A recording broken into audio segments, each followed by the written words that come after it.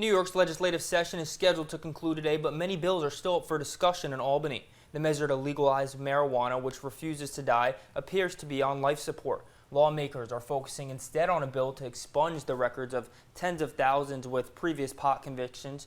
Officials say legalizing recreational marijuana is likely to happen in this session, but unlikely to happen in this session, but Governor Cuomo is unwilling to give up the fight. And legislation aimed at combating New York's opioid epidemic has not seen movement in the Assembly since its Senate passage earlier this week. Measures to encourage and monitor the distribution of opioid antagonists, expand medication-assisted treatment programs, and establish a pilot program for infant recovery centers remain in committee. A bill that would lift criminal penalties for sex work is not expected to get a vote before the end of the legislative session. But even if it does, Governor Cuomo says he won't support it. Cuomo says at this stage in the session, there's not enough time for lawmakers to educate themselves on the issue and have reasonable conversation about it.